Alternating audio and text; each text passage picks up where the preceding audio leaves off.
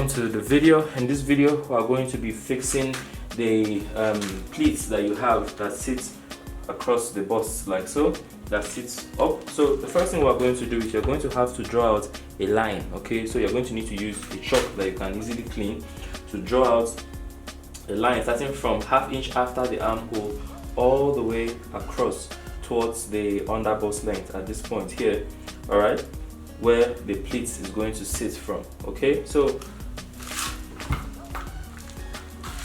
what I'm going to do, well, you're going to start from right, see where the beginning of this our curve starts from, this our princess dart curve.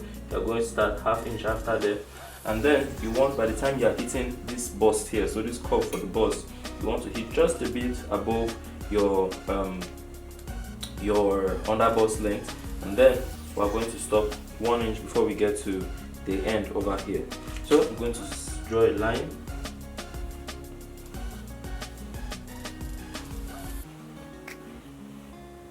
Okay, so now that you have that line, the next thing I want you to do is I want you to measure across the bust.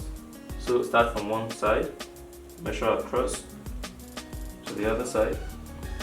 So for me, I have 16.5. I'm going to approximate that to 17. Okay, and then what I want you to do is I want you to take that number that you have. So for me, I have 17. If you are dealing with a bigger bust, it will be bigger. If you are dealing with a smaller bust, that number will be smaller. So for me, it is 17 inches times 2.6 is equals to 44.2. So you take whatever number you got measuring across and you're going to multiply it by 2.6. So for me, 17 times 2.6 is 44.2. You want to keep that number down, to be very important.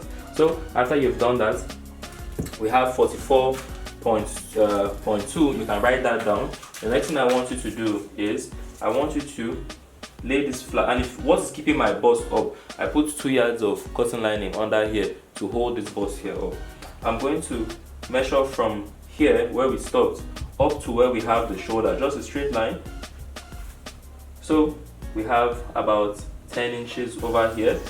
We have 10 inches here, and then you will come to this part here. You take the same measurement, and here we have about 4 inches. All right. So here is 4, and here is 10.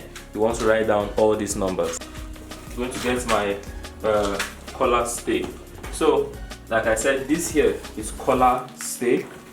Alright, it's used for hardening collar, though when I'm making the shirt I don't like using it because it's always too hard. Make sure that you are dealing with a straight edge. This my edge here is not too straight. I'm going to have to straighten it out now, so let me straighten it. Alright, so the number I have for across was 44.2, and what I have here is roughly 45. So I'm going to just use it as it is. If you are dealing with a bust that gave you a bigger number after you have divided, which most people would have, it will not be a bad thing for how you will cut it is, because the length of most collar stays is 45. If you don't want to buy, if you don't have it, you know, in large quantities, okay, for example, from here to here is 32. But if you had bought 2 or 3 yards, you'd have had, and from here to here is 36. If you had bought 2 yards of collar stay, you end up with 70 something. So you can cut across this way instead of across this way. But for me, this fits in, so I'm going to just cut it the way it is. So like I said, for me, this here is 45, so it is okay. What I'm going to do is, remember, on the long side, that's the long side of the peplum, I told you that I'm going to use 11 inches instead of 10. So here, I'm going to mark 11, all right? See that? I've marked 11 over here. Next thing I'm going to do, I'm going to divide 45, which is the width of my collar stay, into 2. Okay, and then that gave me 22.5. I'm going to place 22.5 here and mark. This is telling me the middle between the 45 that I'm working with. Okay, and after I have marked the middle, I'm going to come over here and I'm going to mark 7 inches. All right, that's the middle, at the middle, and at all the way here at the end over here, I'm now going to mark the 5 inches that I said I would. All right, here I'm going to make a mark at 5 inches, and then you want to connect everything going all the way down.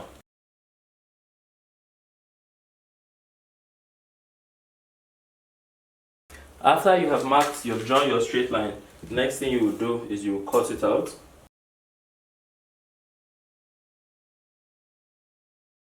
Alright, so now what I have done is I have taken out my fabric, okay, and I've placed the clean side facing the table, and then I'm going to attach iron on this part now. Now my Ankara is also by 45, so what I'm going to do is I'm going to iron it on.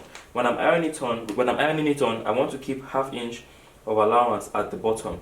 Okay, everywhere here, I want to make sure I have ½ inch at the bottom because we will need to turn this. And also, when I'm done, you will see me cut, and when I'm cutting, I will cut with ½ inch of allowance at the top also. All right, all the way down. So the next step is to iron on your cloth gum onto your fabric, which is what I'm going to do now.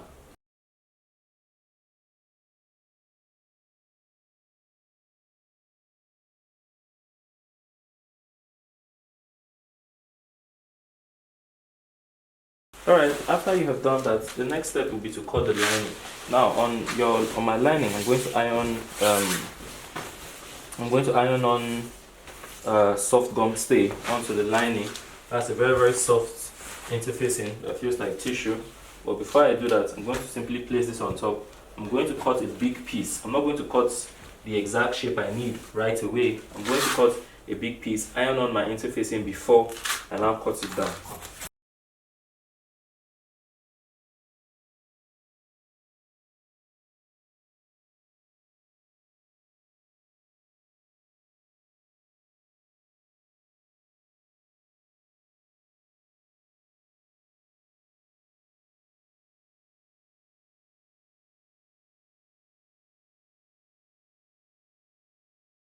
Alright, I'm now going to head over to my sewing machine, and I'm going to join the top here together first. That's join the cotton and lining, the fabric and lining together at the top here, ½ inch from top all the way down, and I'll be back. I won't seal the sides for now first. So now I have made my stitch and I have joined the fabric and the lining together. I'm going to turn everything inside out like this. I'm going to push all the excess towards the lining, and then I will top stitch from here all the way to the end of the piece that I'm dealing with here. Alright, just top stitch.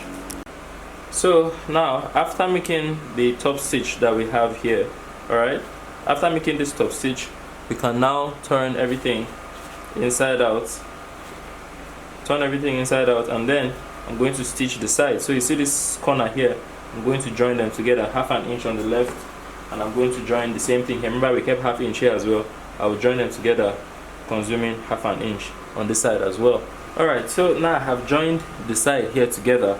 Next thing I'm going to start doing is I'm going to start joining here, running towards the other side. But what I want to do is I want to stitch here. When I get to close to this midline, 5 inches to this place where we marked the midline, I hope you can still see it. 5 inches to this place you stop, and then after 5 inches you start. Alright, and that's going to leave a hole inside here that will be big enough for you to turn everything in and out of, because that's what we will need to do next. So make the stitch. Alright, and then next thing I'm going to do is I'm going to make notches at the angles. So make notches at the angles so that you can turn those parts out sharp. If you don't have an angle there, when you want to turn the part around, it will have a certain roundness about it. So after that, I'm losing this part. After that, pass through this hole and turn everything inside out.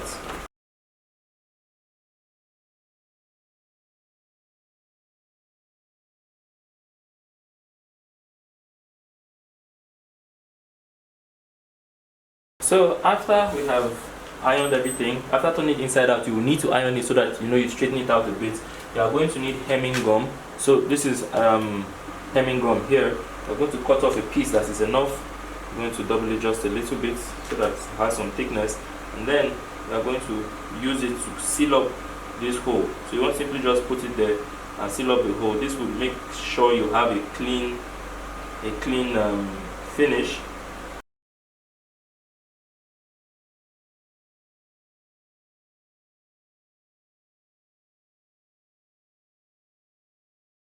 And then after that, I'm going to pleat it in sets of 3s. Okay, so what we're going to do is this: you're going to measure out 3 inches.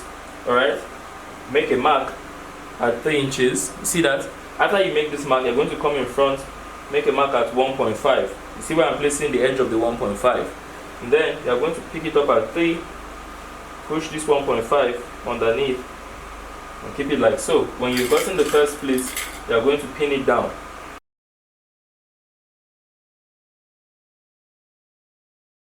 And then after you've pinned it down, you are going to come in front of you by 3 inches. You see what I'm doing here? You are going to come from this edge of the fold. You are going to measure out 3 inches and pick it up, okay? And you are going to pick it and drop it here, okay? You see that? And then we're going to have to pin this down again.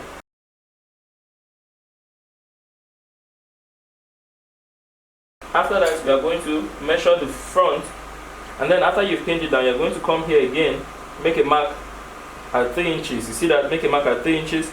Then you are going to fold from under here until the fold underneath touches this part here, okay? Until the fold underneath touches this last fold that we have here. And once you've touched that, you've made your pleats. So you see that? So what I'm going to do now again is this. I'm going to come out to 3 inches, make a mark.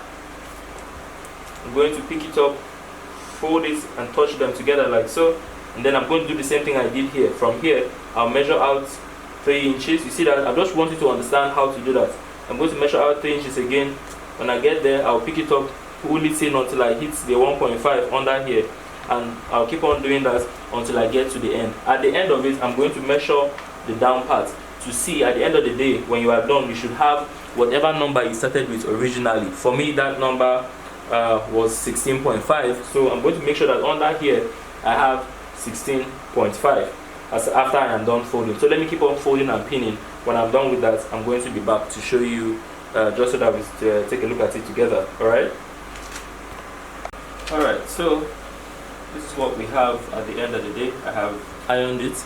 Alright, so for me, instead of using pins, after I showed you guys, I went to my sewing machine. After I made the fold, I used my machine to tack it down instead of stitching across. But you can do the same thing on your machine, gently sewing across as you calculate each fold and make, instead of trying to make do the whole thing using pins. Is quite thick. Alright, so you see this, we are now going to tack this part here on like so. For me, I'm going to use my hand needle to do it. I advise that you do the same, because by the time you want to try to stitch the cloth gum that is here, your fabric plus all the thickness and padding that we did around the bust is going to be quite an issue. So I'm going to use my hand needle to do it, and after I'm done with that, then we can add on whatever trimming that you buy for yours. For me, this is what I got, so I'm going to now iron this one on top of here to cover up whatever roughness I have. I'm going to iron this on like so when I'm done. That's how I did it. So first, let me use my hand needle to carefully tack this down. Make sure to get brand new sharp needles and make sure you have a thimble to cover your thumb. So let me tack this on with my hand needle and I'll be back. So yeah, with that, I have attached the peplum to our bust, and that's how I did it. I know you've seen the top at the beginning of the video and you've seen the finished work. So the next thing I'm going to do is I'm going to have to iron this trimming on to cover up our joining and to make it look nice. So make sure to get a trimming that you can either use tissue on or you get one like mine that I've gotten here that you can iron on. But once you do that, iron it on, everything will be nice and neat. Alright, so thank you for watching. That's what this video is about. Thanks for watching. If you've watched this far, I really appreciate you. I'll see you in the next video. Please consider subscribing if you haven't. I'll see you in the next video. Do have a lovely day. Bye bye.